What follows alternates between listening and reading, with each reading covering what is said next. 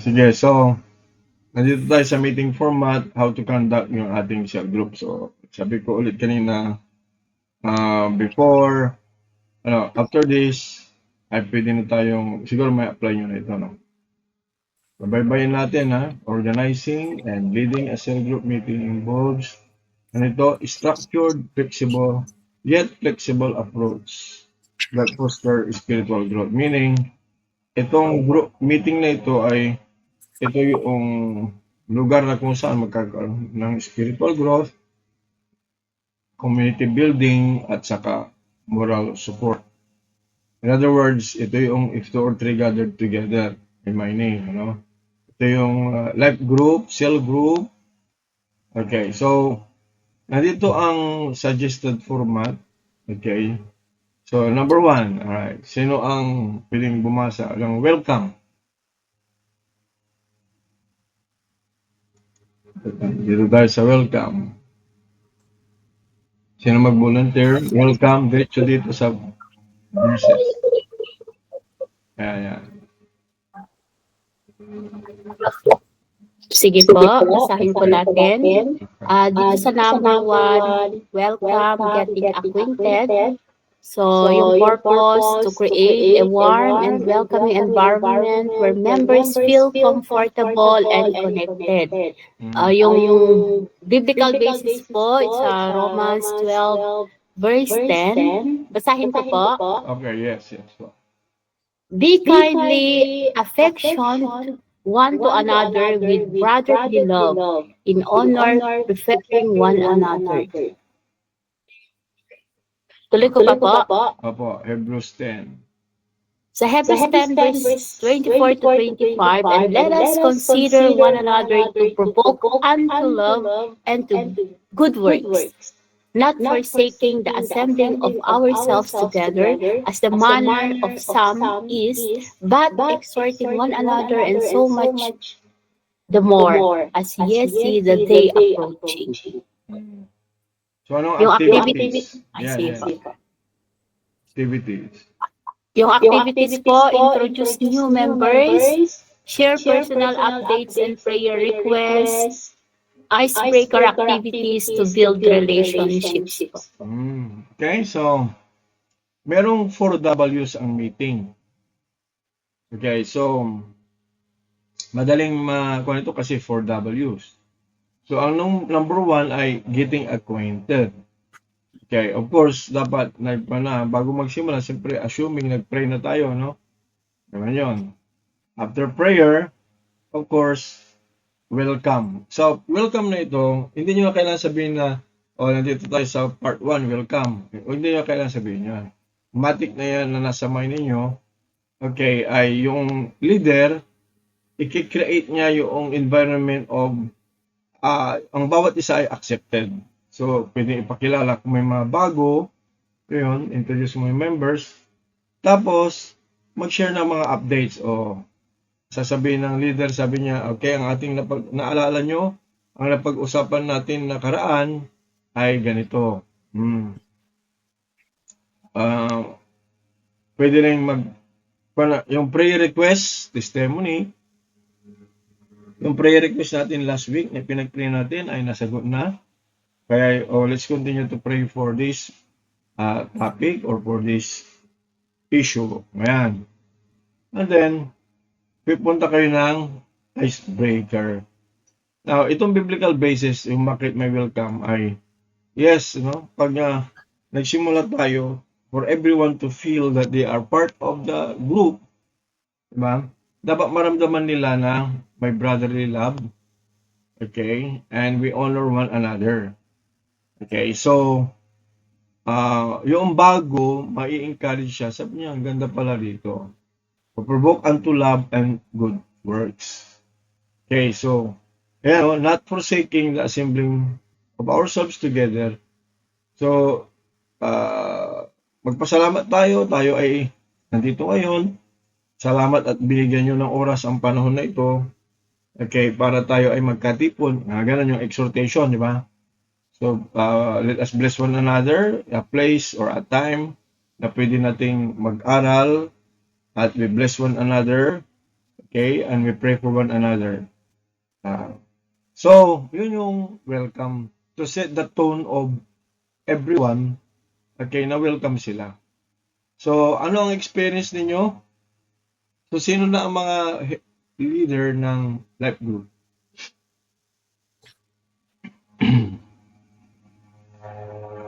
Sige, mag-sharing tayo ngayon. Sharing. Ano ba yung tanong nyo, Itay? Okay, ano yung na-experience natin sa ating sino yung mga leader ng life group at how do you welcome newcomers pag in-invite nyo sila at umattend? Ano ginagawa nyo? Ayun, nagte-thank you po na dumating sila. Parang so far, wala pa po kami masyadong dahil nag-start ulit kami dahil dati yung life group namin ay yung mga nandito lang po sa dito sa online training natin. Okay. So just in case magsimula kayo, paano nyo i-welcome ang bago? Sino ba yung magaling welcome? Ito, Sister Mary Ann, nandito ka ba? Sundan nyo ito. Di ba? Sino ang magsasimulate nito? Sino ang mag-volunteer na mag-simulate? Meaning magbigay ng halimbawa. Kunwari, ito na yung life group natin. Either in online or face-to-face. So, paano nyo i-introduce? Sa amin po, pastor, dito sa amin, sa church namin, ang ginagawa ko po pagka before mag-start yung ganung mga fellowship namin kung may bago po is pinapatayo po namin, then tinatanong yung pangalan niya, yung magpapakilala po siya. Magpapakilala siya. Ay, okay, pinapatayo ang magpapakilala. Sa church yun, church. Po? Sa church setting yun. Hindi po, kahit yung mga fellowship lang po na may gathering po kami ng mga youth, pagkasama ko yung mga youth, may bago silang dala. So, tatanungin namin kung anong pangalan niya, tapos pagkatapos nun, welcome namin po. Sis, welcome ka dito. Always welcome dito. Huwag kang nahiya kasi dito magkakapatid tayo sa Panginoon. Ganun po yung sino nag-i-introduce? Dapat may nag-i-introduce. Yung nag-akay po muna, di ba? Kunwari yung isang kabataan, may akay siya.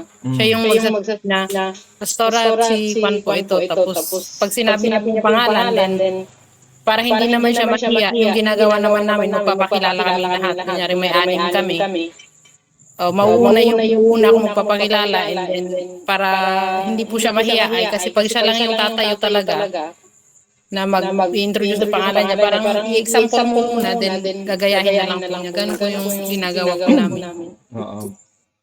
So, kuhan tayo, no? Itong gawin natin yung how to introduce new members. Okay, tig-isa tayo na halimbawa ngayon. Okay, so, sino magsimula? Sino magsimula how to introduce? Parang practice na.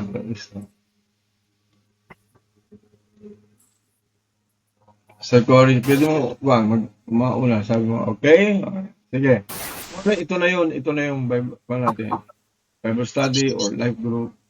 So, i-introduce mo si Sister Mylene. Kunwari siya ay bago. Okay, kami naman yung mga dati. Sige po. Okay. Magandang gabi po sa ating lahat. May bago po tayong kasama ngayon. Siya po si Sister Mylene. So, welcome po natin Sister Mylene sa ating grupo or sa ating gathering dito. Ganun po. Okay, so, sabi niyo, siya po ay, pag i-welcome siya, pwede nyo sabihin na siya ay taga ganito. So, pwedeng dagdagan Sister Mylene ang tungkol sa pagpapakilala ko sa kanya. Tapos, she will tell about herself. Basta tulungan nyo siya, i-coach nyo siya na. Kasi may iba, siyempre, mahihain. Okay, so may mga iba dyan ay, so magandang technique din yan na everyone, yung mga dati na umaatin na ay mauna silang ipakilala ang sarili nila after introduction. Diba? At na-introduce siya, kami ay ganito, kami ay ganito.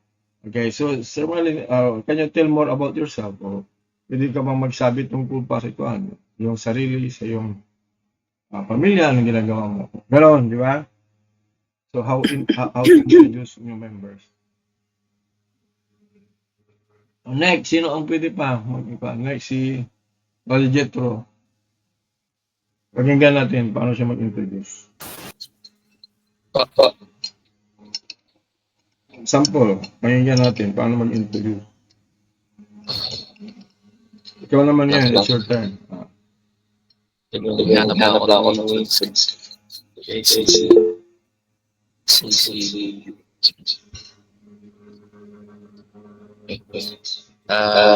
morning po sa ating lahat. Introduce ko po itong Juan. Kaibigan ko po ito. Pangalan niya si Azarel Lexcayo.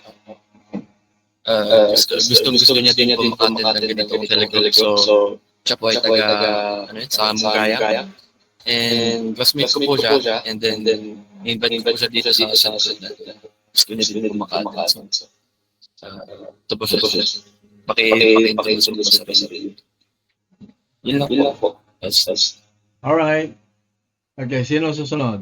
Lahat tayo matuto. Next. Next. Sige po, Mr. Sepa. Good evening po sa ating lahat. Kami po ay nagagalak at sa gabing ito ay nadagdagan po tayo. Meron po tayong bagong kasamahan. At gusto po namin iparamdam sa inyo na kayo po ay welcome na welcome. Huwag po kayong mahiya. Kasi tayo po dito ay magkakapatid. So, lahat po ng gusto nyong sabihin o kay maaari po kayong mag-question kung may gusto po kayong malaman o kaya pa hindi kayo naiintindihan. At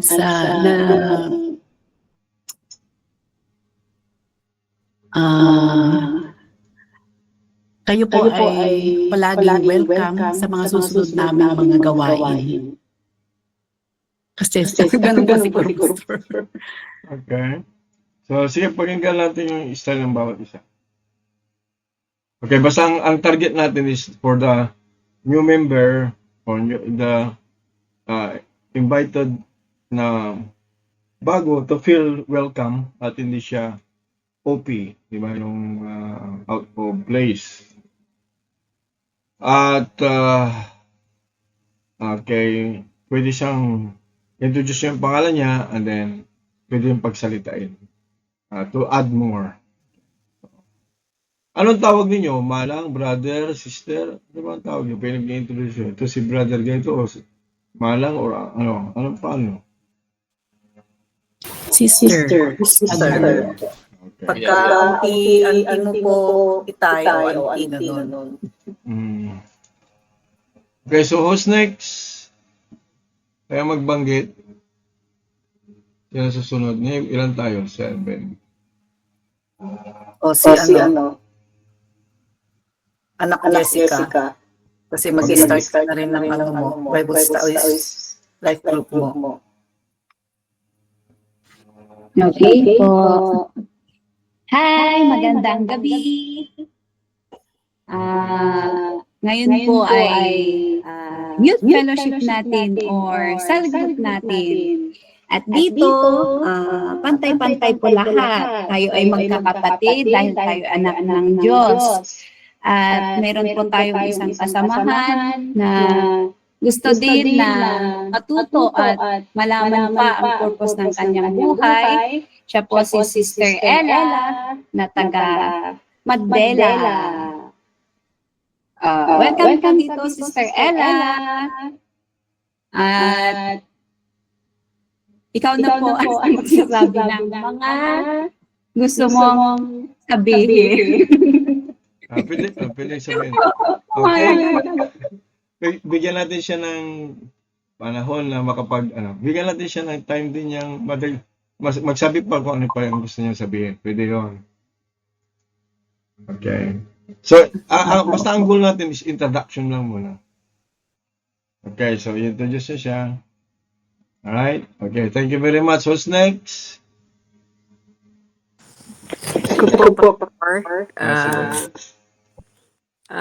Good evening.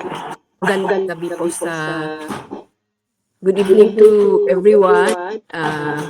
We're very much point of alak because may tayong bagong kasama and with God na she responded sa invitation po si so and so.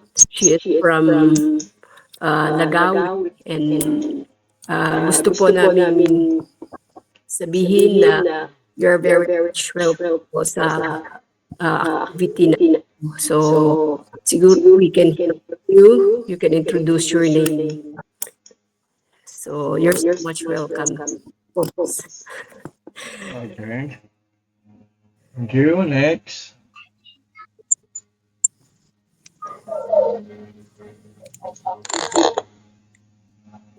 Yeah, the Mills.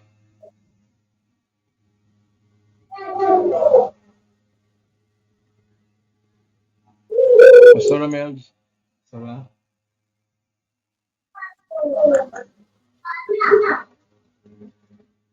Sino?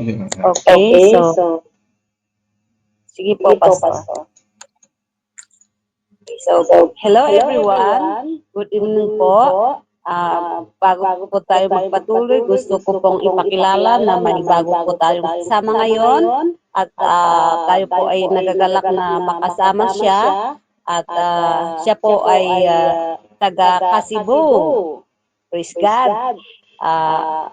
Gusto po niyang matuto. So, siya po ay pumunta dito. Kaya, bigyan po natin siya ng pagkakataon na ipakilala ang kanya pong sarili. Bigyan po tayo ng malaking palakpak.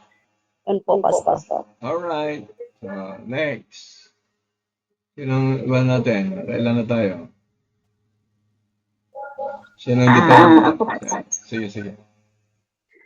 Hello, good evening. So, once again, papurihin natin ang Panginoon dahil meron po tayong bagong kasama ngayon. Siya po si Ate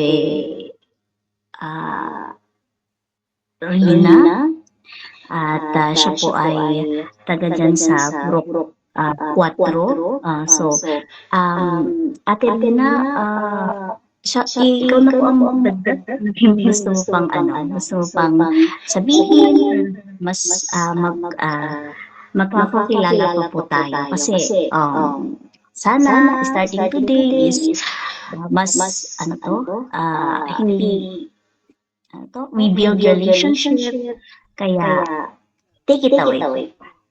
Yan po, pass. Okay. Next.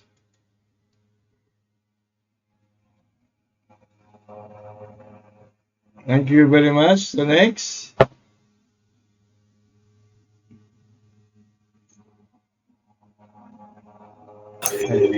Next po. Thank you very much. Okay. Ako na po, Pastor. Sige. So, magandang gabi po sa ating lahat na nagpapasalamat tayo sa Panginoon at sa gabing ito ay may bago tayong kasama na pinadala ng Panginoon. Gusto ko pong ipakilala sa ating lahat si Sister Mary Ann, taga Purok 1 dito sa San Dionisio 2 at siya na rin po ang magpapakilala ng kanyang sarili upang sa ganon maging magkakilala tayo sa ating pagpapatuloy sa pag-aaral sa salita ng Diyos. Yun ang Pastor. Alright. So, next naman. Sino hindi pa tapos? Okay, sige. Yung mga next in line. Naintindihan namin yan, Sir Roseville. Sino pang hindi pa tapos? Sister Mary Ann. Sir Mary Ann. Ayan. Yeah, magandang gabi, Pastor. Okay. Muli magandang gabi mga kapatid kay Kristo. Maraming salamat sa pagdalo muli sa ating cell group ngayong gabi.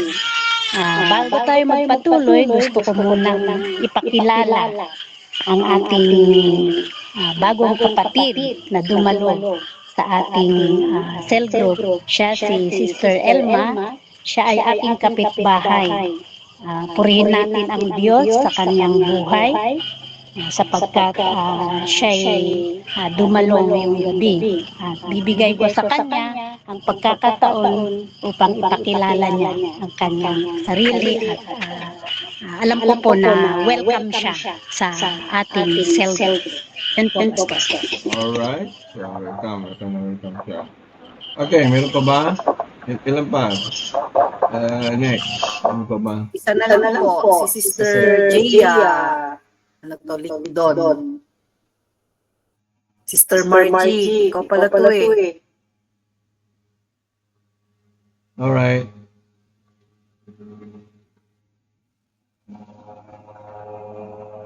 So, nandiyan siya? Diyan po sa kwarto niya.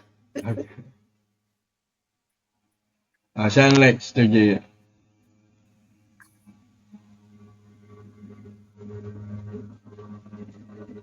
Sister Margie, sika na.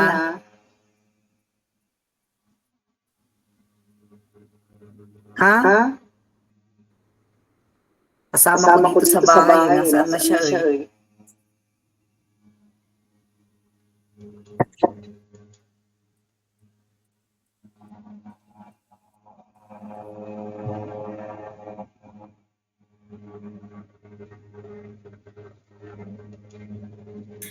Hello, Sister Margie. Naka-on naman yung kanyang ano.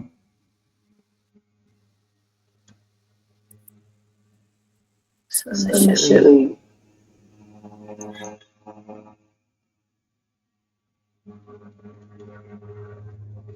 Next time na daw po ito.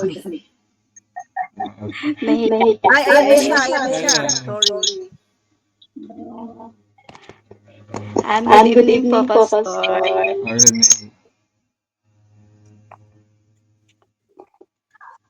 Sige, ikaw ang mag-introduce ng bagong aten. Good evening po sa ating lahat. May bago po tayong kasama na galing po sa Mayuyo Aguinaldo Ifugao na si Gemma, na siya po ay isa rin siyang sumasamba sa Panginoon, na gusto niya na dumalo po dito sa church po natin. And then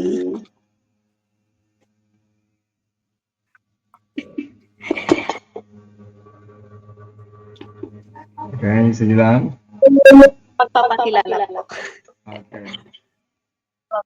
yung mga sasabihin niya. Yun lang po. Okay.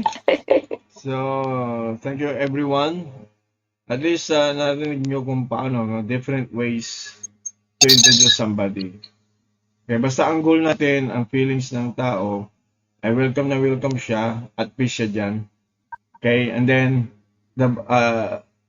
kung sino nag-invite nyo na mag-i-introduce. Pero, yung cell group leader will take over again and then share the personal updates at saka prayer requests. Okay, so maganda, actually yung leader siya, pwede siya mag-introduce, pero mas maganda kung sino nagdala. Okay, kasi at least, minsan hindi updated si leader, okay, kung sino yung nagdala at para may connection. And then, ang next connecting activities, icebreaker. Okay, yung icebreaker, ito yung pag-aralan ninyo pagdating ng araw. Okay, may mga training tayo diyan na madagdagan yung kaalaman. Kung marunong na rin kayo, walang problema. Kaya pwede kayo maghanda ng mga icebreaker na yung acquaintance, ano, para yung grupo ay magkakakilala. Okay. Ang next part ay worship. Hindi nyo na kailangan sabihin, punta na tayo sa next part, worship. Hindi na kailangan. After introduction, okay, ay pupunta kayo sa matik na yon, nag-usap na yung mga 2 or 3 sa loob, yung leader, yung assistant, yung pwedeng magbigay ng awit, at saka diretso na sa, okay, this time, yung transition ninyo dapat soft. Okay, pagkatapos na maipakilala natin ang bawat isa, okay, dahil nagkaroon kayo ng icebreaker, masaya, nagtatawanan. Ngayon, punta naman tayo, ipag-focus tayo ng ating mga puso at isipan sa Panginoon. Ganon. Okay, at tawagin natin si sister, or tawagin natin si brother dito to lead us in worship. So, naka-ready na yon. Hindi yung hanapin mo pa yung gitara, o hanapin mo pa yung awit. Ate kasi ano, awitin natin. Dapat, mayroon kayong, bago mag-meeting, nakaplano na yung plano kung ano yung maaawitin. Isang awit ba? Dalawa ba? Isang mabilis, praise, at isang worship na naintindihan. Di ba? Huwag yung haba-haba na awit, nakapikit, tapos yung pala, nabuboring na yung bago. Kaya importante yung mga bago dito na maintindihan nila yung process.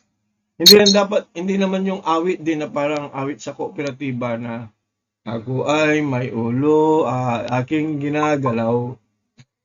Hindi wag naman yun. Ginagalaw. Aking ginagalaw. Pang-kooperatiba lang yun. Ilang antok. Okay, so at least, awitin natin isang awiting papuri para sa Panginoon. Okay, tapos, hindi masyadong formal pero ang dating na parang nandun siya sa simbahan. Kasi itong life group ay naka-design na community ang dating.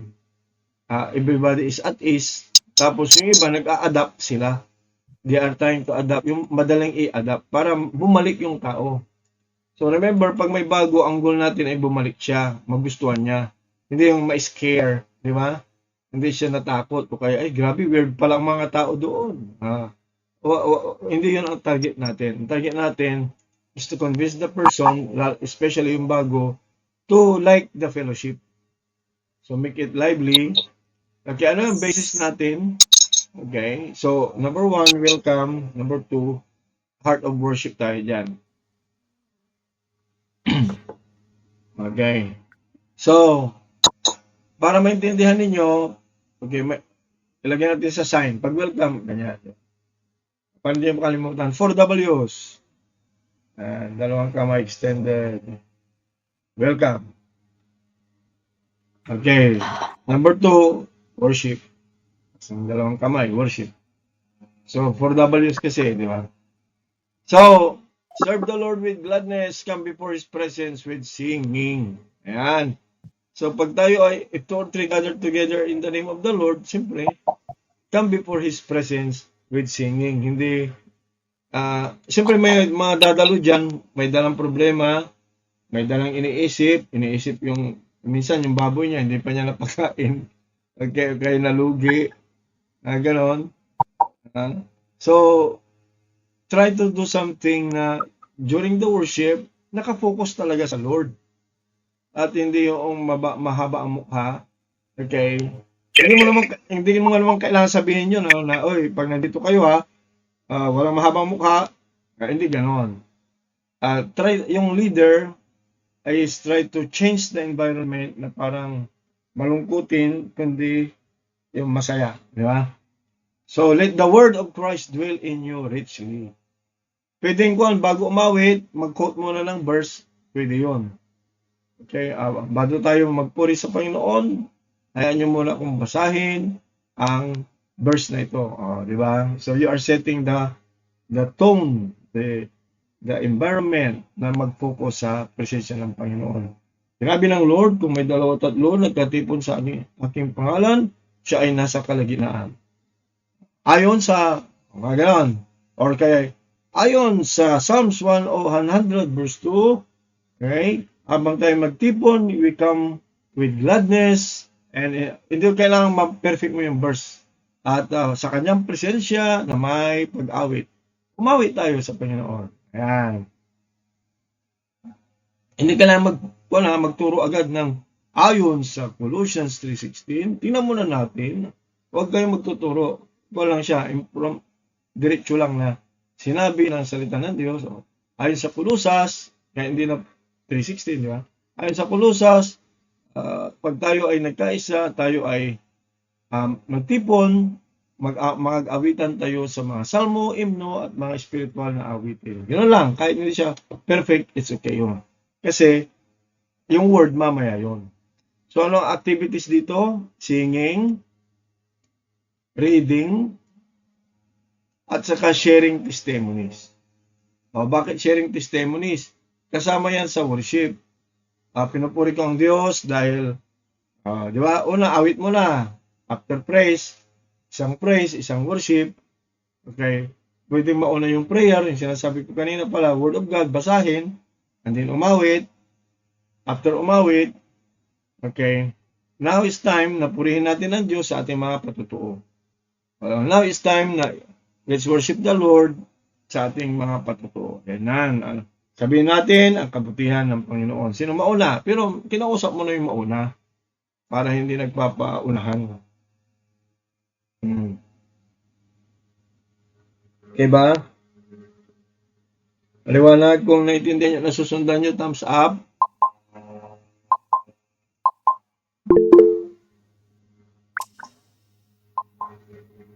So, ang magpapatuto, hindi lahat, magpili lang kayo ng 2 or 3. 2 or 3. Kasi kung lahat, di maubos na ang oras. Kung allocation nyo lang, 45 minutes o 30 minutes, wala na. Dapat marunong mag-allocate ng time yung cell group leader. Okay, may taga-Q. Yung assistant na tinitrain, dapat alam yung oras, nagsisinyas siya. May sarili silang sinyasan. Kung mag-move na, kasi possible, tumagal eh.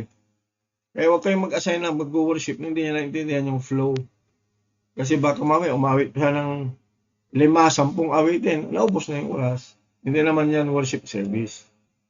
Awit. To worship God, we worship God by reading the word, we worship God by singing hymns or worship song, and we worship God by sharing our testimonies. Okay?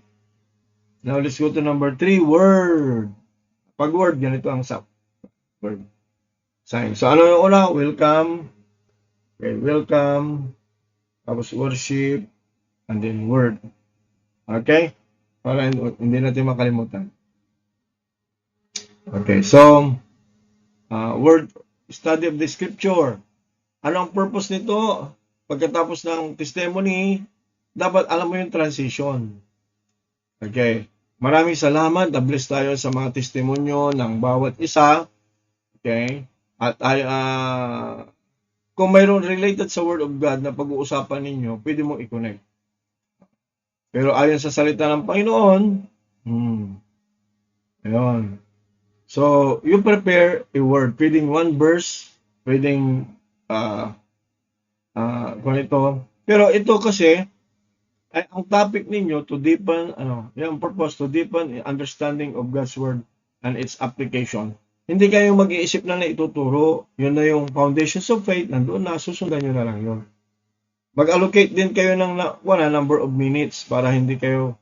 Itong ginagawa natin, tumatagal tayo ng 2 hours kasi tinuturuan ko kayo. Pero pagdating sa actual, alright, naka-allocate yung ilang minutes na nandiyan kayo sa welcome, hindi maubos din ang oras nyo, ilang minutes na nag-worship kayo, okay? Sa mind lang yan hindi yung, tama na kasi yung oras natin nakukonsume. Yung mga side comment, bahala na kayong i-allocate sa inyong isip. So, ang nagpaplano dyan, 2 to 3 people ang nag-uusap bago mag-life group.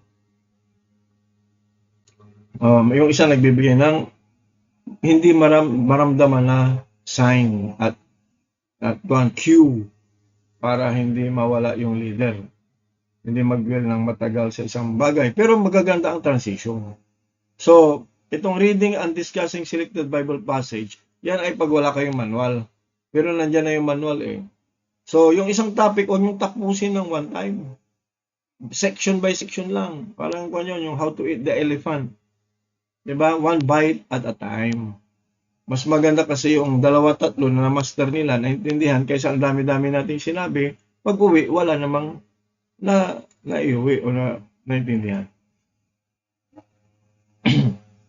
So, group reflection. So, after na mag-Bible reading, mag-sharing, kung ano sinasabi ni Scripture, and then, facilitation na ngayon. Group reflection and sharing of insights. Hindi ito monopoly ng leader.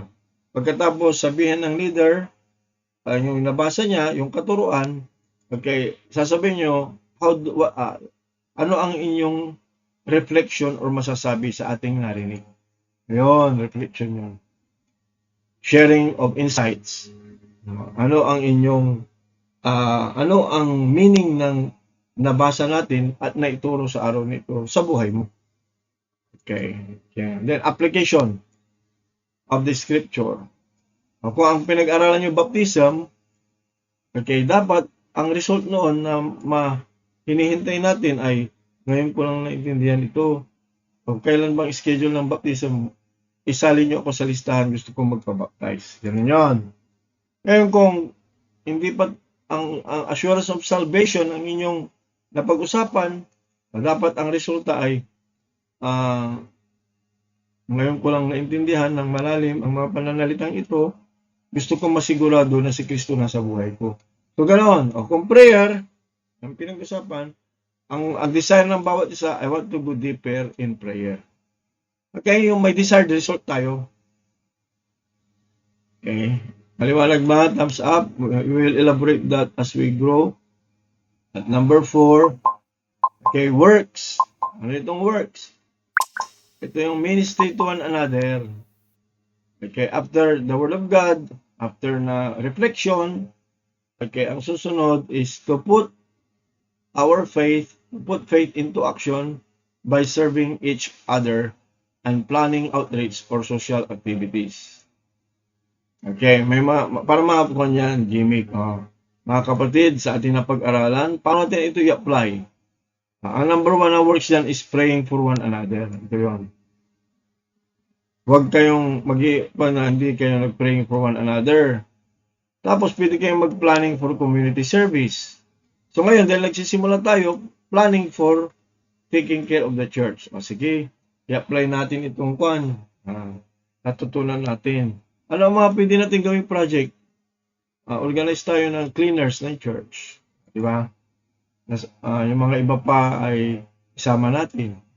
Pero organizing, ito, saka na itong social events para to foster deeper connections. Okay.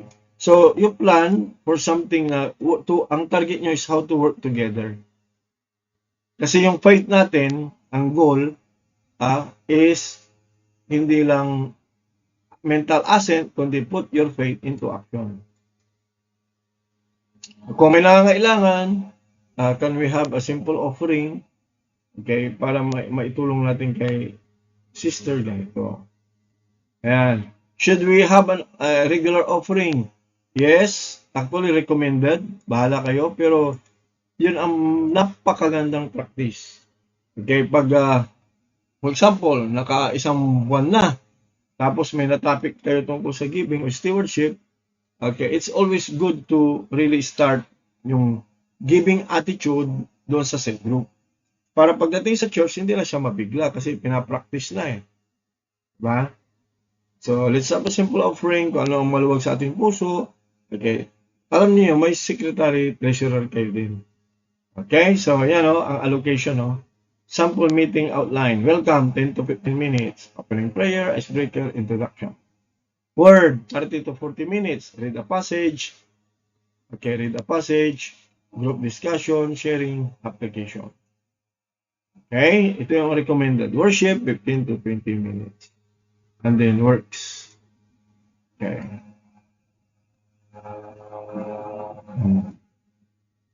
Dito na, parang nabalik na to, word, worship. Welcome, word, worship, works. Dito, nabaliktad natin. Tama, no? Nauna ang worship dito. Okay lang, baliktarin lang yun. Wala lang problema kung word or worship kasi ang mauna, ito pwedeng baliktarin to. Word or worship. Worship or word. Alright? So, depende sa kung ninyo. Welcome, tapos worship kayo. Kasi yung iba, nauna, after welcome, nauna ang worship bago word, di ba? Okay, ginayong parang sa church. Yung iba naman, welcome, tapos worship muna sila bago word. Yung iba naman, welcome, word of God, and then worship. Ito sa amin, sinusundan namin ito. Yung order na ito, welcome, word, tapos worship. Kasi masarap mag-worship pag may word. So, depende sa style nyo. Basta si works nasa dulo, si welcome siyempre nasa una. Yun lang. So, may allocation na siya, 20 to 30 minutes. So, si work is prayer request and group prayer. Okay, and then discuss upcoming group activities. O next week mga kapatid, okay, maaga tayo kasi okay, magkaroon tayo ng konting salo-salo o pagkain. O pwede namang after yung salo-salo kung may birthday. O maaga tayo kasi punta muna tayo sa church and let's have some cleaning. Okay, mga ganun ba? Yan yung plinano natin last week, maaga tayo para doon natin gawin. Okay? So, pag sinundan yung instruction na ito ng meeting, hindi lang kayo umupo para mag-Bible study. Okay? Dapat enriching, dapat meaningful, providing spiritual nourishment because of the word, fostering strong community bonds kasi we work together. Okay? At saka encouraging active faith through service. Faith without work is dead. Yan, kasi ang usual na natutunan kasi natin ay Bible study lang. And after that, di puro Bible study at knowledge at saka walang concept, pero walang working together. Walang serbisyo. Alright? Now, may mga iba ang ginagamit ito naman. Sinishare ko sa inyo para hindi kayo maisip nyo rin, pwede pala yan.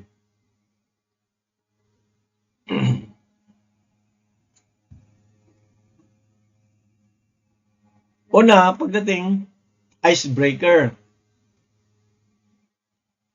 Okay? Pangalawa, vision moment. Okay. Pangatlo, applying the scripture. And then pang-apat, praying together. Okay. Sa tingin ninyo, alin ang outline na maganda? Yung una o ito? Ito kasi parang study group ito. Parang technical working group. Yung una po. Yung una. Okay, so yun ang i-adapt nyo. Ito kasi parang, wala ito para madatihan ng member. Parang nakadesign ito na walang bago. Pag tayo may bago palagi, yan yung maganda yung may welcome. Alright, natapos natin ang chapter 9. Any question? Any question? Sige, ikaw tayo. Panahon na para magtanong. Ano po?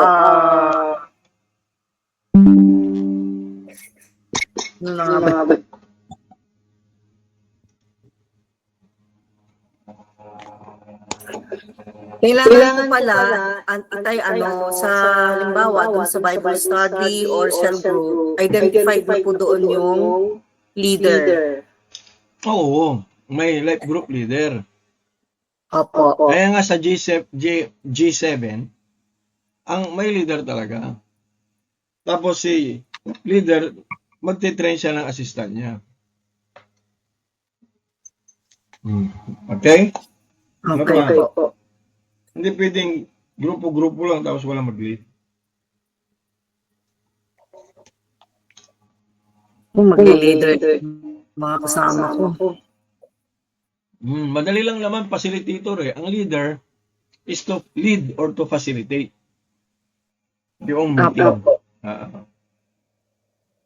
Alright. Ano pang tanong? Ano ba? Any other question? Be ready na mga classmate na maging leader. Ah. Sino pa? Sino pa? Actually, facilitator, ang maganda talaga, facilitator. At tuturuan ko din kayo how to do the facilitation. How to facilitate a cell group. Yun yung introduction kanina. So, 4Ws. Ano yung ating symbol for welcome? Ganito. Welcome. Anong susunod? Worship. Anong susunod? Word. Word. Okay, pag work. Anong work? Ganito tayo. Work. Let's work. Okay, so yun yung symbol natin sa 4Ws. Any other question? So 4Ws? Jethro, ano na, okay na. Mag-i-start na siya ng ano niya eh. Ang tatlo, pwede nang start yan pag tatlo. 2 or 3 eh. Pwede na mag-start. Ang goal mo is to have 7 para ma-recognize. And then, yung 7 dapat maging 14 para masabi na nasa stage 1. Level 1 yun. Stage 1 Tanong is... ko, Yes. ano po yung limit ng age ng mga dapat pwede mo mag-join? Depende sa peer group mo. Ibig sabihin, depende sa'yo. Kahit na anong age, kung naniniwala naman sa'yo, diba?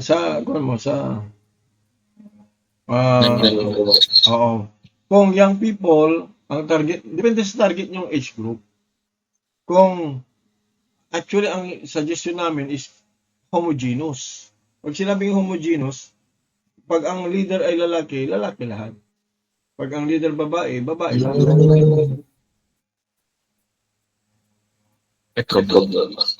Alam niyo ang reason? Kasi may mga ibang topic na hindi pwedeng i-discuss na may babae o may lalaki.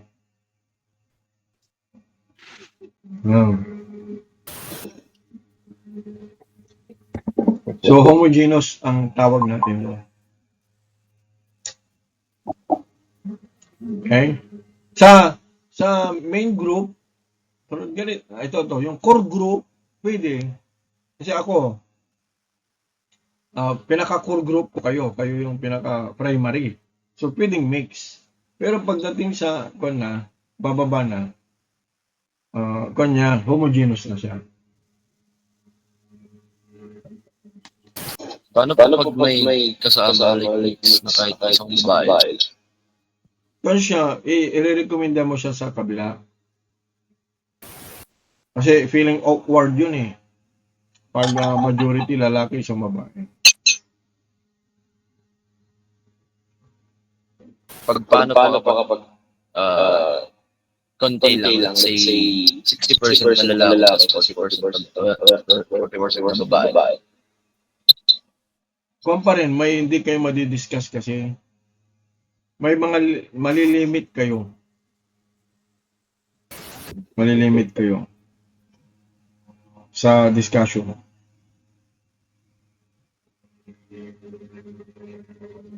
Kaya meron namang mga babaeng leader di ibigay sa kanila. Kasi usually, yung mga kababaihan, may mga topics yan na talagang hindi pwedeng marinig ng lalaki. Yung lalaki din, may mga topics na hindi pwedeng marinig ng babae. Kung naman, don't worry naman kasi pag nag-split na siya, 14, okay, kunwari, ilan ang lalaki dito? Dalawa kayo. So, puro lalaki yon 14.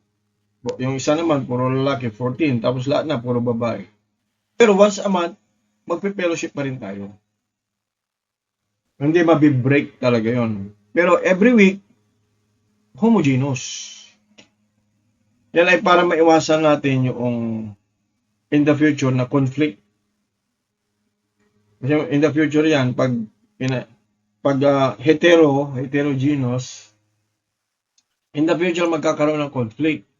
Lalo na pag malalayo ang pupuntahan o kaya gabi ang uwian o pag uwi magkasama sila lalaki at babae, hindi maganda.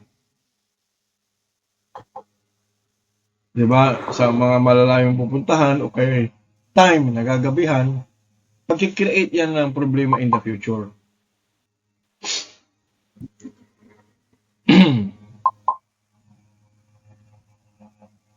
Tayo napupursin na natin yung mga bagay na yan. Kaya we avoid future problem. Hanggat kayang iwasan, iniiwasan natin yon. Kunwari, maraming young people ang pumasok, cell group, sabi nila, tapos magkasama lalaki, babae, pag uwi, pares-pares. Nakita ni kapitan, hindi cell group yan, ligawan yan, o di may issue na agad. Diba? Yan yung mga iniiwasan natin. Kasi nangyari na yan sa isang grupo namin dito, kaya kung na yun. Saka yun ang naituro din sa amin. Pagdating sa mga, hindi mo maiwasan kasi na magabihan. Hindi mo maiwasan na malayo. So, naglalakad, malayo, okay. Kasama, di parang unbelievable ang dating, di ba? Mga yan, ganito. So, hindi magandang tingnan yon. But, we can still fellowship with the mixed group, yung heterogeneous. Kasi once a month, nakikita-kita naman yung lalaki at babae na grupo. Pero every week, alright, lalo na pag nililipat-lipat yung lugar ng Bible study, life group, okay, that is always fun. Kaya nga sabi ng Bible, abstain from all appearance of evil. So, hindi siya evil, pero may appearance. It's ayaw nating the world will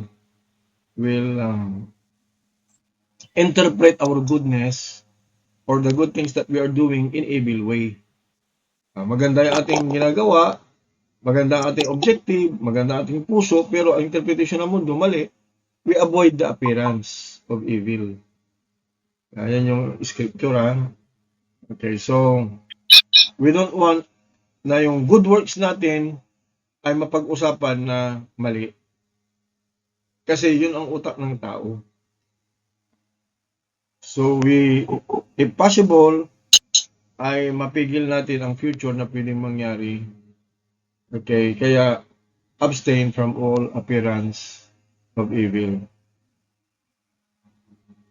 Ang mga tao, very fertile ang utak nila. Okay, so, ano pa? Question.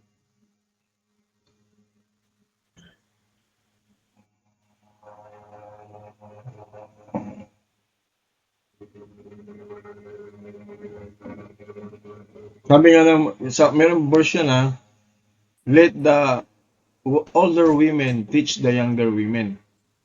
Tapos yung model ng Panginoon si Kristo, di ba? Mayroon siyang 12 disciples, wala namang babae doon.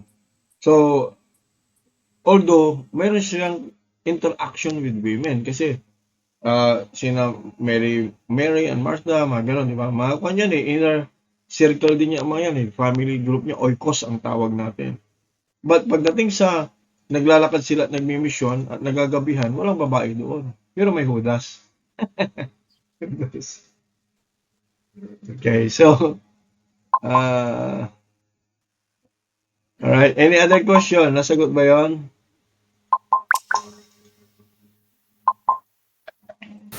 Naiintindihan ko, Pastor. Okay, sige.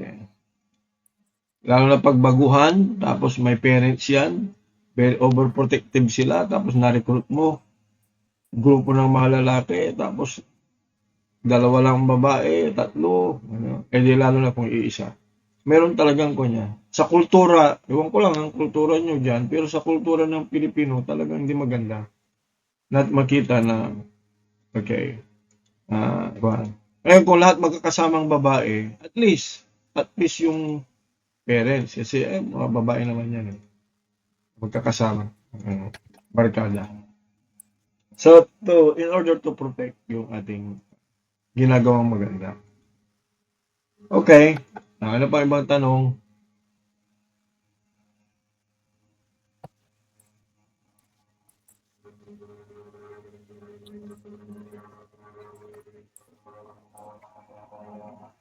Ano pa ba? Para makapunta tayo dito sa next.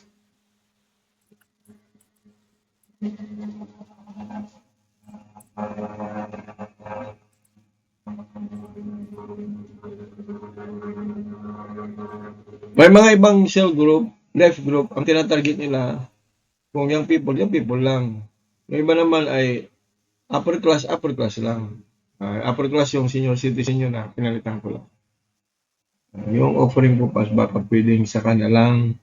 Okay, pwede rin sa kana lang pero ang recommended talaga pag may dumating, alam na niyang may offering. Kasi minsan pag hindi na train na magbigay kasi wala namang sapilitan. Pero ang importante lang madatnan nila na meron ng kultura, tradition ng giving. Yan yun, kaya recommended talaga yon kasi either magastos nyo o hindi sa mga activity, basta yung art of giving, yung hindi naman tayo nagpupush na dapat malaki ang giving o generous. Yung makuha sila matuto magbigay. Hindi naman magiging hindrance yan pag voluntary giving. Parang ako, nadatnan ko na lang, may kasaplat ng offering. Huwag yung i-highlight masyado.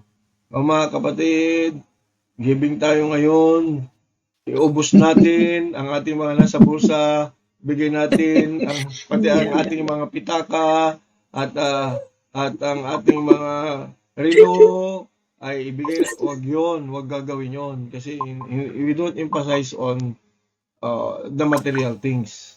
Pag nag-giving tayo, offering, okay, nag-create lang tayo ng habit. Ewan ko kung may nakapasok na dyan na mga preacher na ang emphasis nila giving, pinapahubad na lahat ng nakadikit sa katawan at ibigay, tapos ubusan ng pera. Hindi, we don't do that. Yung importante, madatnan lang nila.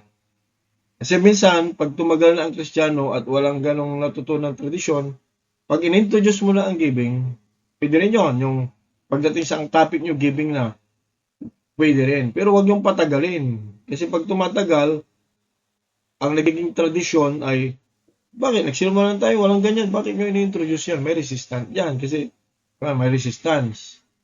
Okay, so, yung giving is just a part of one. Yung parang, nadat na niyang tradisyon na lang. At hindi natin ini-emphasize yung kung magkano ibibigay niya. Okay, so, how to start it? Sometime, maybe kung hindi nyo naman sinimulan, ay sa time na nagturo kayo ng giving, pwede nyo na i-introduce dahil natutunan natin, i-apply natin ang giving. Magkaroon tayo ng simple offering. Pwede rin yon. Pero huwag nyo patagalin na after 2 years saka lang tayo mag-giving. Titigas na yung Kristiyano, makunat na yon. Hindi na siya hindi na siya matututo ng giving doon. Magiging resistant na. So, depende yan sa wisdom na ibinigay ng Lord sa inyo, pakiramdaman, at saka leading ng Holy Spirit, at saka in obedience to Scripture. So, pwedeng simulan, pwedeng hindi, pwedeng mag-target kayo ng date kailan nyo i-implement. You have the freedom to do that. Ang goal lang naman natin is to teach yung culture of being a steward. Alright? So, nasagot ba yun? Ganyan na, case to case na lang yan. Okay. Hindi siya obligasyon. Huwag nyo gagawin. Dahil may cell group tayo, required tayong magbigay. Bawat isa, huwag nyo gagawin yun. Okay?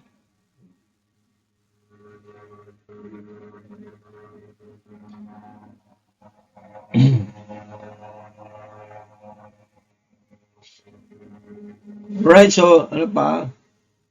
Tala nyo na lahat ng maisip nyo para at least makasimula na.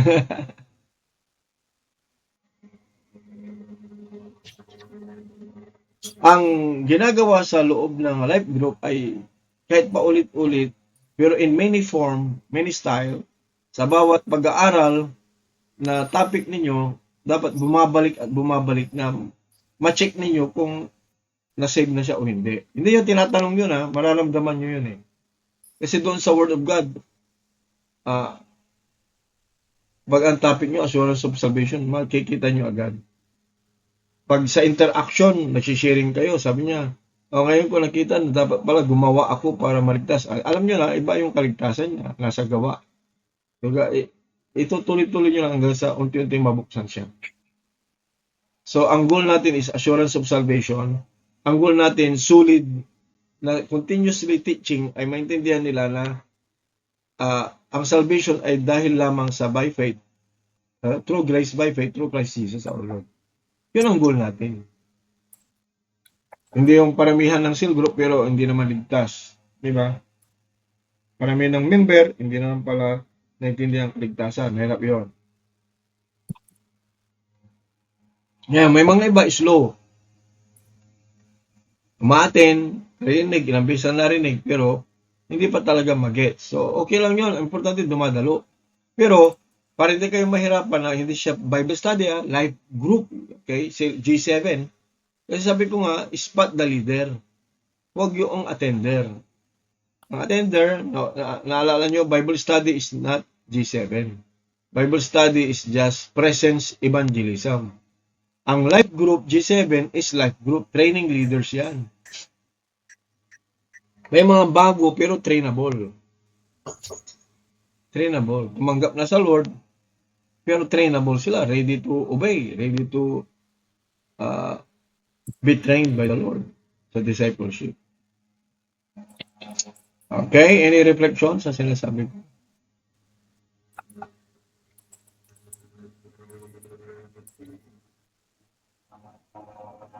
If you're still in, thumbs up. Okay?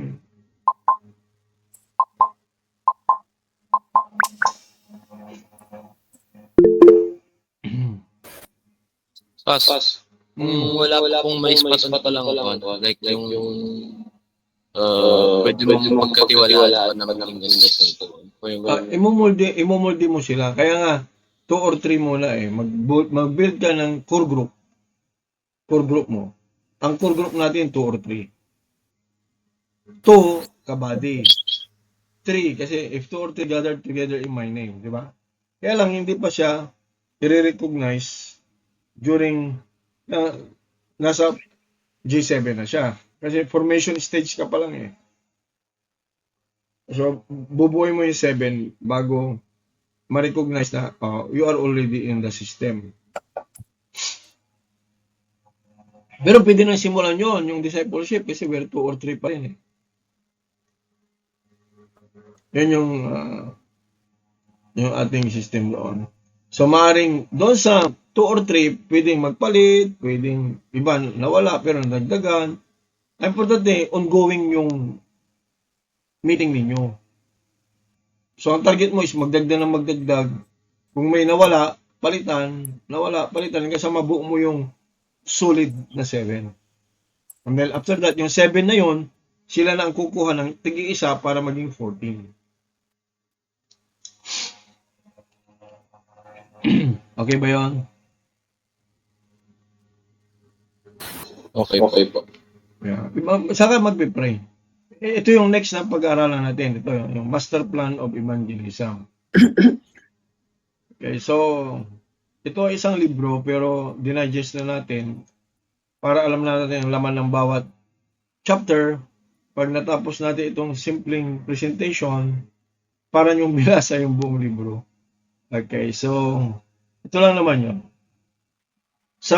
Itong si Robert Coleman, sa kanyang book, The Master's Plan of Evangelism. Ito isang classical book. Ibig sabihin matagal na ito na maraming hindi naman nagbasa. Okay, kahit mga pastor ko, kunti lang nakabasa nito. It's a disciple making process. Okay? Si Robert Coleman. Kaya classical kasi tumagal na pero nandiyan pa rin siya. Okay, yung mga gumagamit nito, mostly ay talagang napakinabangan. So, pinag-aralan niya kung paano nag-disciple ang Panginoon si Kristo, yung sistema ng Panginoon. Napansin niya na mayroong 8 na distinct steps sa proseso ng pagdi-disciple. Ayan na yun. Ito na yung sikreto. So, itong 8 steps or stages ng pag-disciple ay nasa sequential siya. Hindi pwedeng mauna yung isa. Parang, hindi ka pwedeng pumunta ng step 3 pag wala ka sa step 2. Ano? Pero, may plano. At ito na yon. Number 1, kung mapansin ninyo, selection. Ito yung sinasabi ko yung spot your future leaders. Selection. When Jesus launched his public ministry, he selected 12. So sigurado yan na ispatan niya mga yun, di ba? Hindi naman sabay-sabay. Pa-isa-isa, dalawa, come, follow me. Tapos naglalakad ulit sila. So, hindi yung 1, 2, 3, 4, 5, 12. Halika kayo. Hindi ganoon. Pa-isa-isa yan, nag-build siya. Di ba? So, meron siyang inner circle din na nauna, si James and John, di ba? Okay, so, Apostle John, saka si James, yung kanyang brother in the flesh. So, before he called those first disciples, si Lord nag-pray. So, sa selection process, nagpipray ka. Nag-overnight pa siya. Diba? Naghanap siya ng guidance. Kung sino ang mga maispatan niyang leader na ibinigay ng Panginoon sa kanya. Okay ba yan? So, number 1, selection. Lagay natin sa isip natin yan, selection. Number 2, association. Anong ginawa niya? Jesus spent a lot of time with those he called. Yung mga tinawag niya, kasama niya sila. Alam nila paano ang kanyang buhay. Now, hindi natin pwedeng i-apply ito ngayon kasi iba yung kultura. Hindi mo na pwedeng kuha tayo ng bahay, doon tayo lahat, magsama-sama. Okay? Pero ang goal dito is to be associated. Sa Philippine context, ginagawa natin ito. Ito yung barkadahan. Mali lang yung barkadahan ng Pilipino, di ba? Walang Word of God, tapos instead na komunyon, di ba? Ang nakaharap ay, ano ba yun? Red horse, di ba? Oh. So, iba yung tradisyon. Pero, same. May mga kabataan na mas marami silang oras sa barkada nila kaysa pamilya.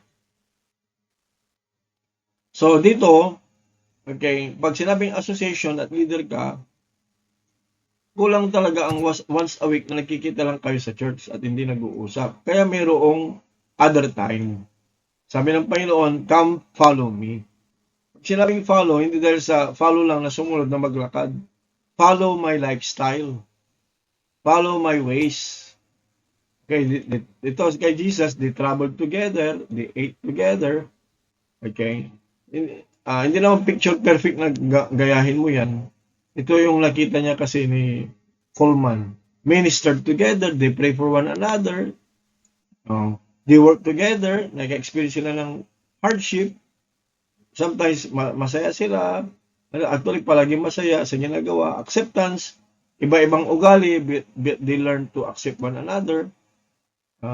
Na-reject sila as a group, hindi lahat ay tumanggap. Habang si Jesus nagme-minister si Lord sa crowd, kasama nila, nakita nila kung paano ang Panginoon may pasensya. Okay? Although siya ay nagme-minister sa maraming tao, pero mas marami ang panahon niya sa 12 niya. Di ba? So,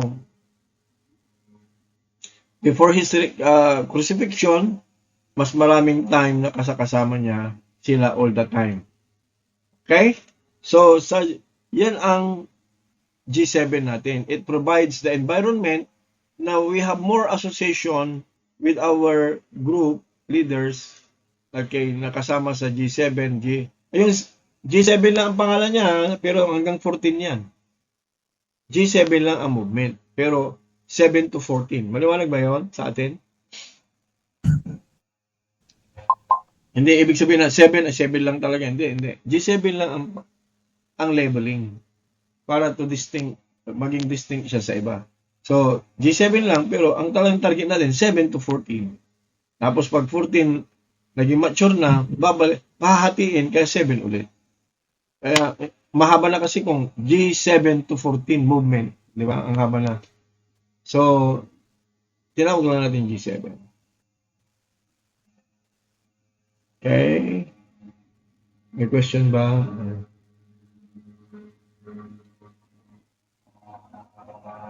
Ako po, Pastor. Sige. So G7, Pastor. So, ibig sabihin, okay lang siguro, Pastor, na hindi kasamahan sa church po. Oo, pwede. Walang problema.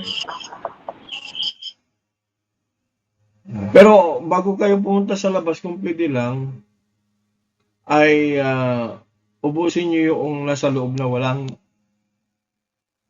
G7. Diba? Kasi, siyempre, magtataka si pastor, nag-G7 kayo, puro tagalabas yung kasama nyo, pero alam ka namang iimbitahin mo sa church, di magagalit yung pastor din niya, di ba?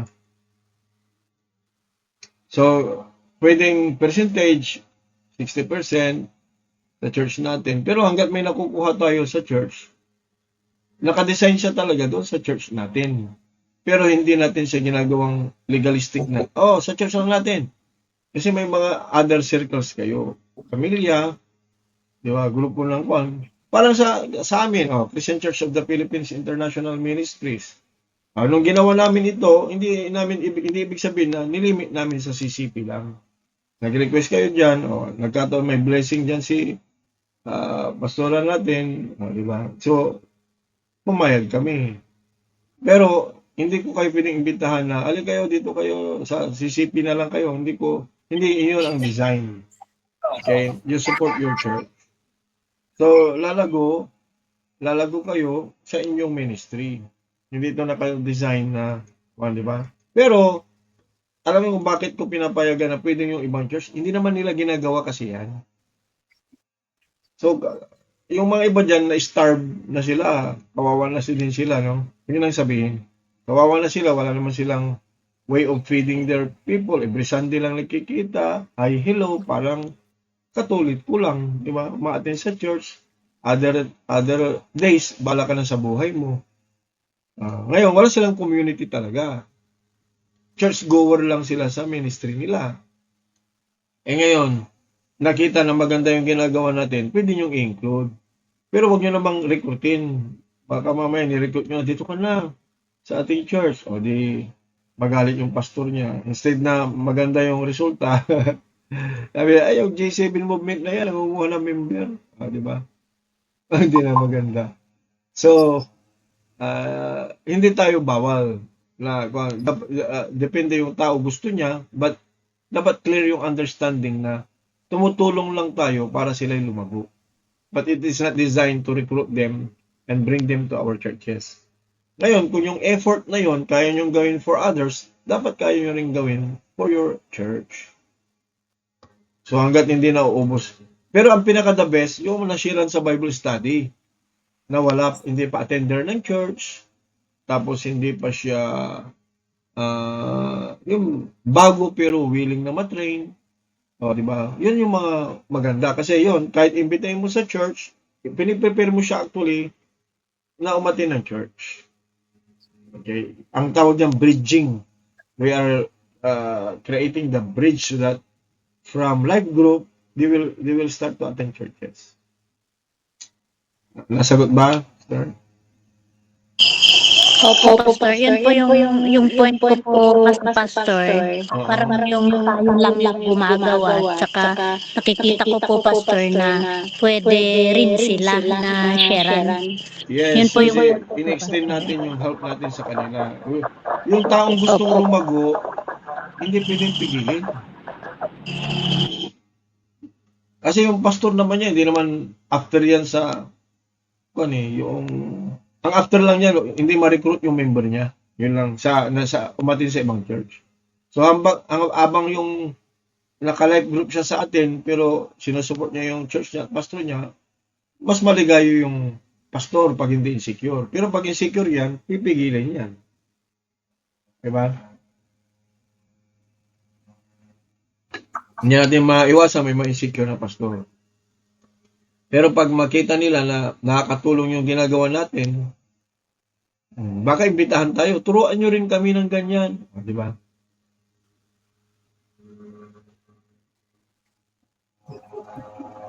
So, nauna na tayo, baka sumunod din sila later on. Yun lang. Hindi natin pwede ipagkait sa tao yung gustong lumago.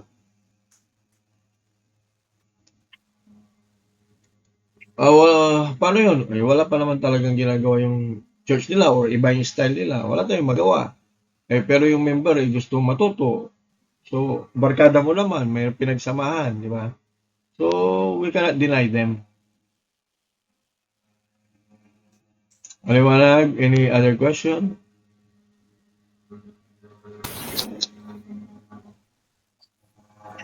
Pastor, Yes, yes. tungkol pa pala dun sa evangelism. Hindi mo kailangan ko bang tatanungin mo nang naiintindihan ba niya yung gospel before siya tumatanggap kay Kristo?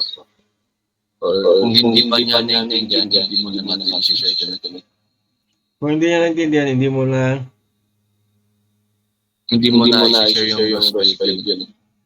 hindi dapat na ang burden na ipaintindi nasa atin. Paano ba tigas pa rin?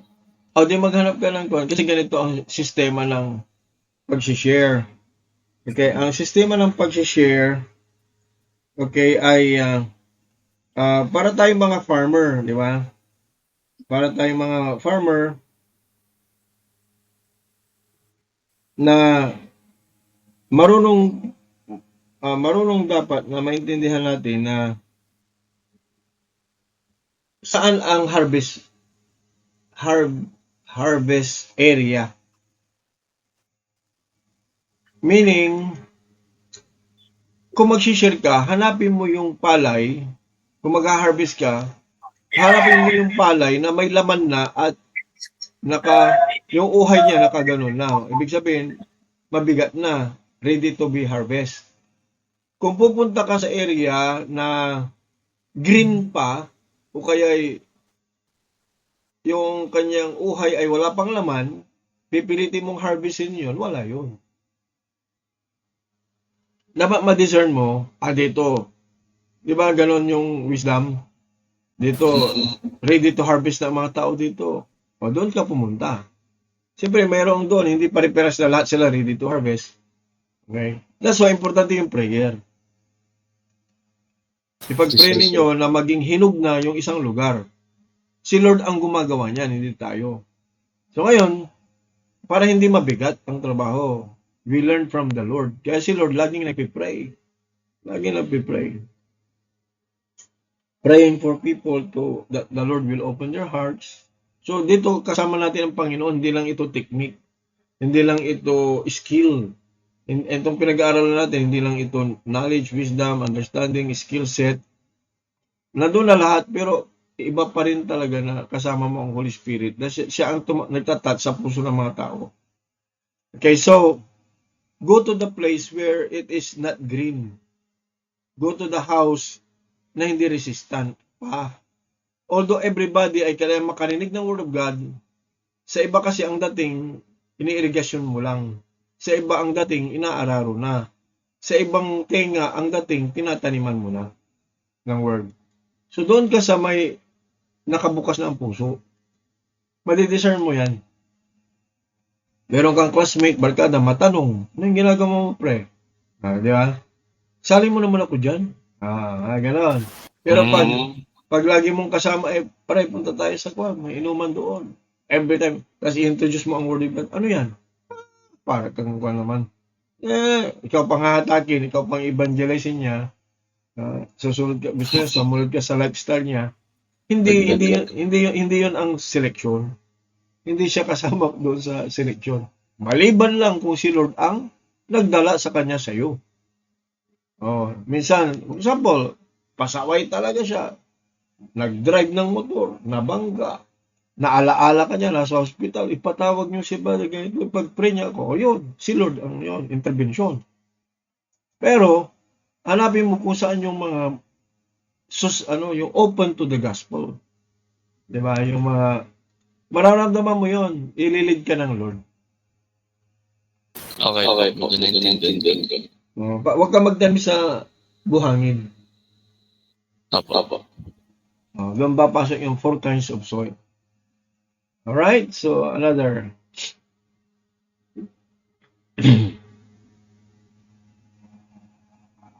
Selection So sa selection process, dapat paganahin ang prayer, paganahin ang discernment, at wisdom.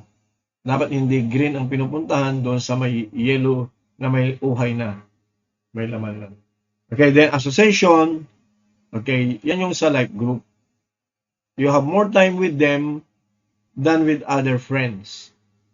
Sometimes mas marami ang time natin nga minsan kaysa sa church. Kasi minsan ang church, Sunday morning, Wednesday night, yun lang. Di ba? Pero sa life group, yan yung pinaka-second family mo. Di ba? Pag may emergency, hindi si pastor agad yung tatawagan, yung life group mo. Kasi yun yung rescue team mo, di ba? Yung nagmamalasakit sa iyo ng mas alam ang problema mo. Minsan, hindi mo na pwedeng sabihin lahat kay pastor yung problema, di ba? Although pwede naman, kaya lang, mabilis puputi ang buhok ni pastor. Kaya may life group kasi, yan yung first line of defense nyo. Second to your physical family. May question doon? Tanggap nyo ba yun? Tignan nyo, pag may bago, let's say 3 months pa lang, nagka-problema, alam ba ni pastor yun? Kunwari, ang member nyo 100 na. 3 buwan pa lang umaaten. Nagka-problema. Alam ba ni pastor yun? Sa inyo, nalalaman lahat ng pastor ang problema ng bawat member? Yes or no? Hindi po. Invest yung sasabi po sa Dugo, Pastor. So hindi kasi ganun ang design. Okay? Si pastor dapat yung mayroon na siyang elder deacon, yun lang kausap niya minsan. Sometimes hindi naintindihan niya ng ibang member. Pero si member ini-neglect ba natin? Hindi. Dapat may life group sila. Yun yung kanilang community sa loob ng church. Biblical ba yan? Yes. Si Moses nga gusto niya yung 3 million people, siya ang counselor lahat niyan Nireview siya ni Jethro. Sabi niya, mali ang ginagawa mo, pinapatay mo ang sarili mo. Group them into 50. Group them into 100, di ba? 25. Breakdown mo sila. May leader bawat isa doon. Yun yung wisdom.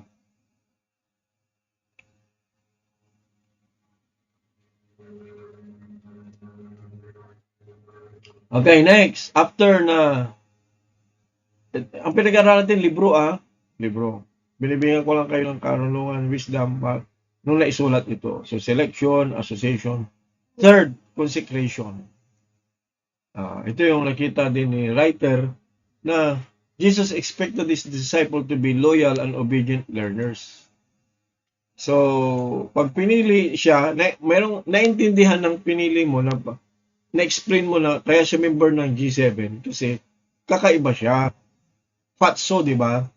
May nakita ka sa kanya na pwede siyang gamitin ng Panginoon. So, ang quality obedient, di ba? Sa Fatso, pasok yan, di ba?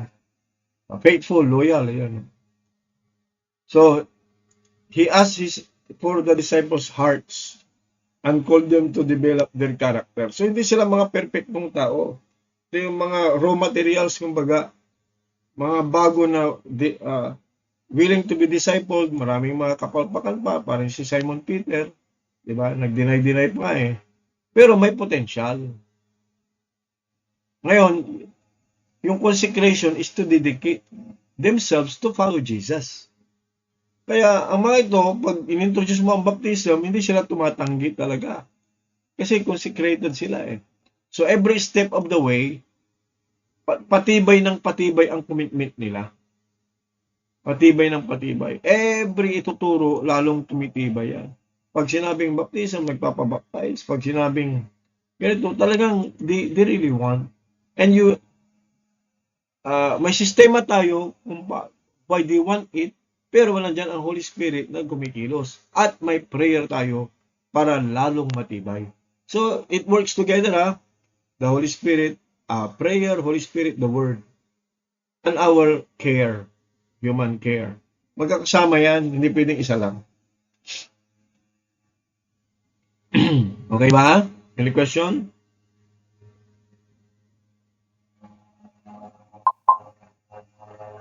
Okay?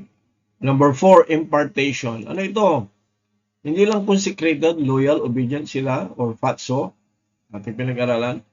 But the Lord Jesus Christ poured His life to His disciples, giving them joy, His peace be with you, di ba?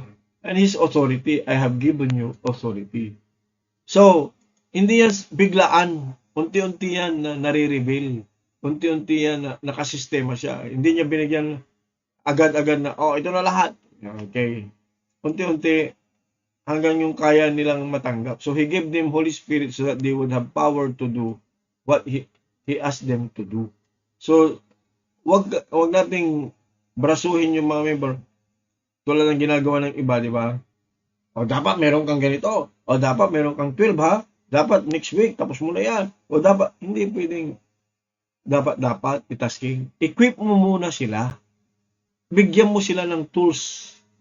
Bigyan mo sila ng hindi mo pwedeng dalhin mo yung isang kabang bigas na yan, tapos ang muscle niya ang liit-liit pa. Hindi kinatay mo na yung worker, di ba? Or yung leader. Metaphor yun, metaphor. Ibig ko sabihin, don't ask them to do something na they are not equipped. Ang duty natin as leader is to equip them. Okay? And then, after you equip them, saka you ask them. Ito yung demonstration. So, impartation, ito ang ginagawa ko, ini-impart ko sa inyo ang knowledge. Diba? Tapos dino-demonstrate. Di ba? Paano ang pag-welcome? Di ba? Ayan. So, demonstration. The disciples saw how Jesus lived and how He ministered to others. So, sabi ni Lord, come and learn of me. Take my yoke upon you and learn of me. For my yoke is easy and my burden is light. So, di watch the Lord Jesus Christ kung paano siya nagme-minister. Tinuruan sila ng Panginoon Kristo about how to live in the kingdom of God. He demonstrated to them, okay, yung how to heal people and spiritually. Okay? So, makita natin, okay, ito yung sa Luke chapter 8 verse 1 to 2. After this, Jesus traveled about from one town and village to another, proclaiming the good news of the kingdom of God. The 12 were with him. Association, demonstration, impartation, nandiyan na. And also some women who had been cured of evil spirit. Ito na yung kanilang mission. Okay, kita mo? Hindi sila, sa pag-travel nila, pag-mission nila, may kasama, pati mga babae. Pero pagdating sa 12, identify yung 12, that 12 were with him. So ito yung mga lalaki. And also some women, ito yung pag-mission. Kasi pag may gumagaling, nare-recruit yan. Okay? So distinct pa rin yung 12. Hindi sinabing, the 12 become 13, 14, 15. Hindi gano'n. Distinct pa rin yung 12. Alright? So next, after na i-demonstrate niya kung paano gawin, dinelegate niya ngayon. Delegation is, hindi, gawin nyo ito, at I will supervise you. Okay? Jesus let the disciples watch him teach and heal. Then he sent them out. Sabi niya, go to the house of Israel. Huwag mo na kayong pumunta global. Okay? So delegation. Apprenticeship ito. Apprenticeship. When Jesus had called the 12 together, he gave them power and authority to drive out demons. Yan. Impart niya. To cure diseases. He sent them out to preach the kingdom of God and to heal the sick. Okay? And then he supervised. Supervision. Ikaw naman ang gumawa. Tingnan ko. Yan. So Jesus made it a point to meet with his disciples following their tours of service to hear their reports. Ano ang nangyari? Hey, Lord! Di ba? Nag-report sila. Even the demons, okay, respect us because of your name. Di ba? They obey us because of your name. Okay, so sinir nila. Pero ano importante, sabi niya, rejoice not because the demons are obeying you, but rejoice because your names are written in the book of heaven. Di ba? May mga tao, rejoice and rejoice dahil may gift sila, may power sila, pero ang real emphasis doon is, ang tunay na rejoicing ay dahil ang pangalan nyo nasa aklat ng buhay. Ano yon? Relationship with the Lord. Okay? It's not about ministry. Ang ministry is just is sharing what you have. Ministry is the outgrow of what is grown inside. May mga iba, ang emphasis nila, yung kaya nilang gawin, marami na kami, 1,000 na kami, blah, blah, blah. Nagpapalasya ko ng demonyo. Well, yes. Tama yan. But, dapat hindi yon ang dahilan na tayo ay nagagalak or nagre-rejoice or feeling blessed. Ang blessed tayo is iniligtas tayo ng Savior. Our name is written in the book of life. So, priority, maintindihan natin our relationship with Christ first. The reason why lumalayas ang demonyo kasi matibay ang relasyon natin sa Diyos. Hindi yung outward manifestation lang. Huwag tayong mag-concentrate sa outward manifestation, although it will follow yung signs and wonders. Pero ang number one dyan ay may relationship with the Lord Jesus Christ. Kaya mayroong devotion. Okay, check ko nga pala, sinong gumagawa ng devotion?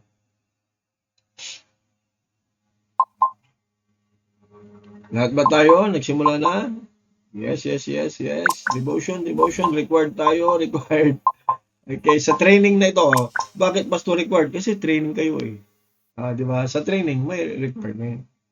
Okay, ito na. The 72 returned with joy and said, Lord, even the demons submit to us in your name. He replied, I saw Satan fall like a lightning from heaven. Bumagsak ang karya ng kaaway. Nagsimula na. Sabi niya, I have given you authority to trample on snakes and scorpions and to overcome all the power of the enemy. Nothing will harm you. Assurance of protection. However, do not rejoice that the Spirit submit to you. Huwag kayong magalak dahil ang may Espiritu sumusunod sa inyo. But rejoice that your names are written in heaven. O paano nangyari yung your names are written in heaven? Bakit yun ang kagalakan natin? Dahil tinanggap mo siya bilang Panginoon tagapagligtas. Meron kang relasyon sa Kanya. Okay? Ang nakikipag-isa sa anak ay nasa Kanya ang buhay na walang hanggan. Diba? So your names, yan importante. Rejoice. Add-on na lang yung sumusunod ang mga demonyo. Result na lang yan. Diba? So, ito yung mag-rejoice tayo. You are a citizen of heaven. Okay? So, binigyan sila ng Panginoon ng on-the-job coaching or training. And after that, reproduction. Yan yung sinasabi ko, yung magiging 14, tapos pag nag-mature na sila, okay, ay hahatiin na yung 14, maging 7 na mature. Reproduction na yun, multiplication stage. Finally, Jesus expected his disciples to make other disciples. And thus, kasi nagpe-prepare sila for global mission. Hindi alam yan ng mga disciple nung una. Na later on pala, uutusan sila ng Panginoon, go unto all the world. So, wag tumulad sa iba na puro sarili ang walang iniisip. Lumago ang church natin. Lumago ang ministry natin. Hindi yun. Obey, hindi lang yun. Hindi lang yun. Wag nating ilimit ang ating calling at ang ating obedience sa Lord sa church natin lang. Doon pa rin tayo sa the Great Commission. Go unto all the world. So, international mission. Pero hindi ka pwedeng pumunta sa unto all the world pag hindi ka nagkaroon ng apprenticeship sa lugar natin. Yun. So, believers want to equip another person. The power of multiplication would soon spread the gospel widely. So, yun yung 1-8. So then, Jesus came to his disciples and said, ito na yun, commissioning. All authority in heaven and on earth has been given to me. So, walang naiwan sa demonyo. Therefore, go and make disciples. So, ibinigay niya sa kanila. Okay, yung commissionship, yung authority. Baptizing them in the name of the Father and of the Son, and of the Holy Spirit. So, ang ministry na ito ay ministry ni Jesus. In-equip niya tayo, tinitrain niya tayo na gawin yung ginawa niya at kasama natin palagi siya. Okay? So, yan yung libro na ganyan. The Master Plan of Evangelism. Alright, any question?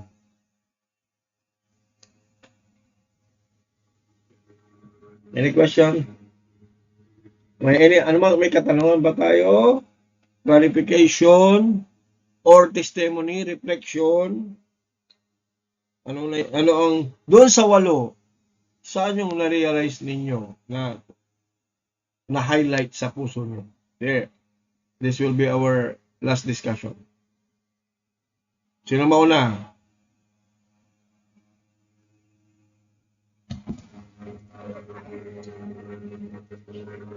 May mauna? Nandiyan pa ba kayo? Okay, sino? Doon sa 8. Ulitin natin. Pakita ko sa inyo, ano ang na-highlight sa inyo? Selection, association, consecration. Sana ma-memorize nyo yan kahit yan lang. Demonstration, delegation, supervision, reproduction. Okay. Pag paulit-ulit natin itong pag-aralan, mamamaster nyo yan. Kasi yung G7, ulit-ulit lang yan eh. Okay, alin dyan sa 8 ang na-highlight sa puso nyo? Na parang, ito yung kulang pa sa akin. Kahit isa lang muna. Ito yung dapat may strengthen ko. Ito yung dapat matutunan ko. Ay, ito yung importante pero hindi ko pa nagawa. Sige. Although lahat yan, pero magbigay kayo ng isa lang. Yung isa muna. Who will be the first?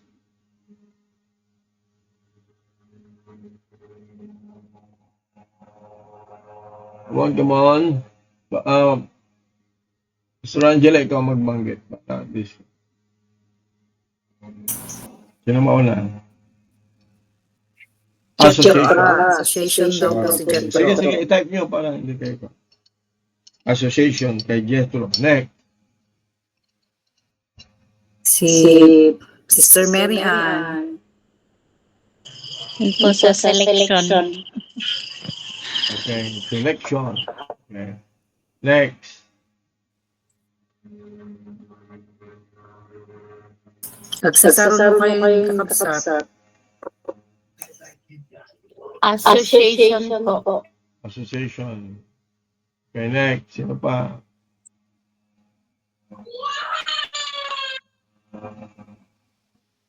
Sa akin po, delegation. Delegation. Okay. Next. Note in order yan in order. Okay, but kung yan. Sige, next. Sino pa? Selection po. Selection. Next.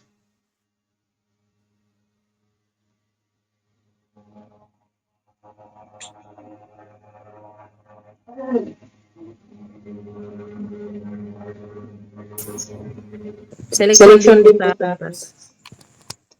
Okay, next.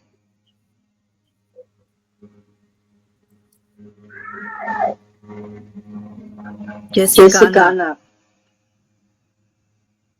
Selection daw po. Alright.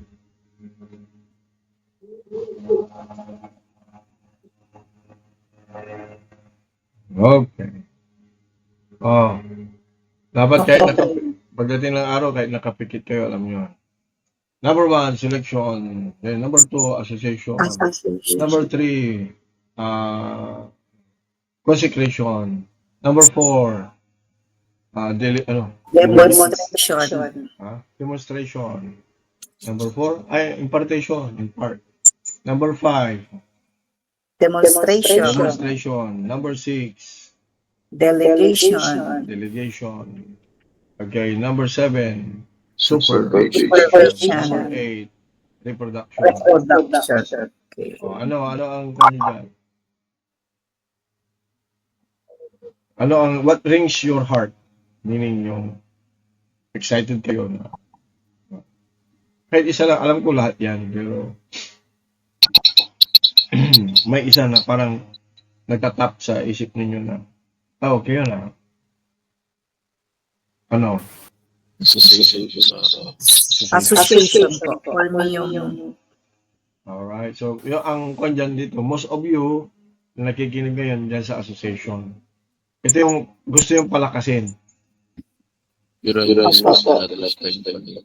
Okay, so you working together yan. Kaya dapat pala yung cell group nyo, meron kayong mga working together na project. Eating together, working together, evangelizing together, yung together ministry ang dapat i-strengthen ninyo. Parang nagkukulang pa. Di ba? Parang ganun ang naintindihan ko dyan, ha? Kasi siguro, malalayo, kaya kulang, di ba? Malayo, tinatamad pumunta. Kailan tayo magsama-sama? Naintindihan ko na, at naintindihan nyo na rin, bakit wala pa kayong schedule ng as a group, di ba? So, kung yun ang kulang association, dapat palakasin natin yun. Schedule a time, a day, and a time that you can come together. Not only studying the word, mag-allocate kayo ng word na you work together, you cook together, okay, you eat together, okay, maraming activity.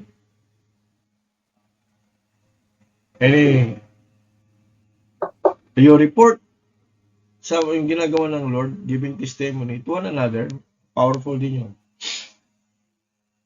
Sharing of testimony to one another, yun yung association. Right?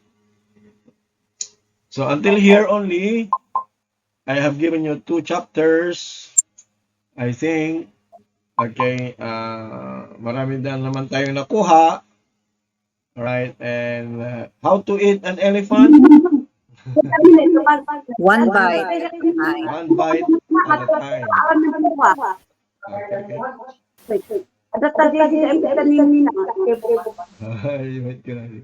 So, one bite at a time tayo, ha? Okay, so, unti-unti, natututo tayo. Alright. So, any other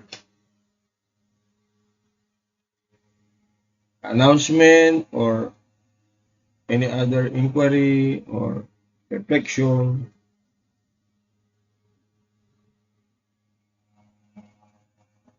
Okay, kung wala na, sino naka-assign na closing prayer?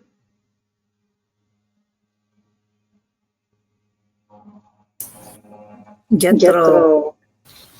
Okay. Ating Jethro. Sige po, manalangin. Heavenly Father, once again, thank you for this wonderful knowledge na na-impart sa amin. Salamat po. At gabayin po at more on Lord na i-bless mo pa yung mga aming pagkakaintindi. Naway mas maintindihan pa namin ng mas malalim yung mga bagay na gusto mo pong ipaalam sa amin. And tulungan po kami para po yung application po ng mga natutunan po namin ay may apply po. And yun lang po ang aming salangin. Salamat po sa lahat ng mga sagot sa panalangin namin. Give you thanks as we believe that ito po ay kung mo kumanapin sa ating mahal na Panginoong Jesus. At po tayo mag-start. Amen. Amen. Amen.